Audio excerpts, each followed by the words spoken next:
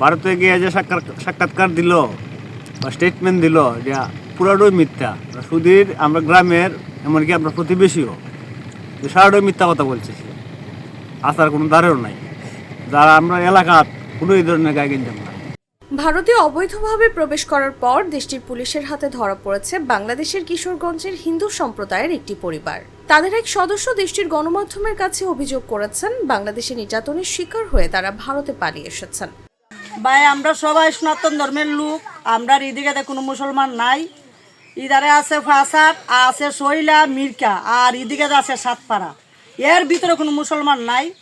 এরপরে ওই যে গণ্ডগোল হয়েছে, গণ্ডগোলের পর থেকে ওরা যাইব গা এর মনে একটা উদ্ভাব হয়ে আছে গা যে আমরা ঈদের আর থাকতাম না, জামুগা। ওখান এরা ইডা মনে নি ওই 2-4 মাস ধরে খালি যাইমুগা ওখান হঠাৎ করে গেছে গা। ওইলে আমরা গ্রামে বা দনপুরের বাজারে আডে গাডে কোনো এরা নির্যাতন হয়েছে না।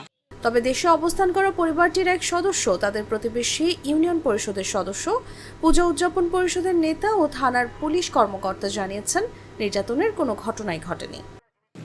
না, সুদের কোনো আমরা এখানে ঝামেলা নাই, আমরা ইউনিয়নের ভিতরে ঝামেলা নাই, সুদের তো আমরা গ্রামের রই। তো ঝামেলাটা কি করছে না করছে সেইটা আমরা বলতাম পারি না। সে গাড়ি পাইছে 2 বছর এই কিশোরগঞ্জ।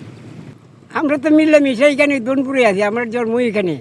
ভারতের গণমাধ্যম এপিবি, আনন্দ, এনডিটিভি সহ কয়েকটি গণমাধ্যমের খবরে বলা হয়েছে, গত শনিবার ত্রিপুরা রাজ্যের আমবাসা রেলওয়ে স্টেশন থেকে বাংলাদেশের হিন্দু সম্প্রদায়ের একটি পরিবারের 10 জনকে আটক করে ত্রিপুরা পুলিশ।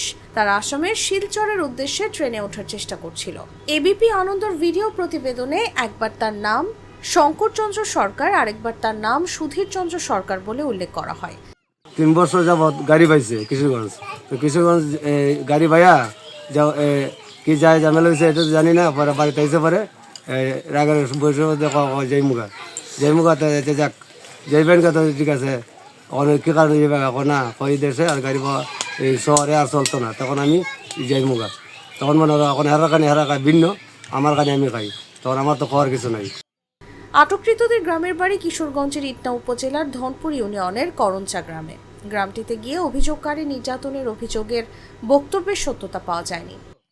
এরকম কোনো ঝামেলা নাই, ওদের তো টুকটাক ওইটা তো স্বাভাবিক বাই হয়, বুঝছেন না কথা। করঞ্চা গ্রামে গেলে শঙ্কর সরকারের প্রতিবেশীরা জানান, ধনপুরে এখন পর্যন্ত হিন্দুদের উপর হামলা বা নির্যাতনের কোনো ঘটনা ঘটেনি।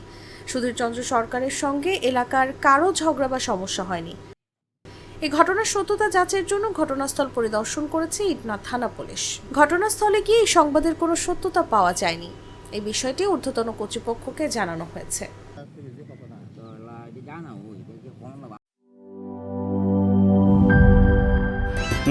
Hydrostatic pressure test.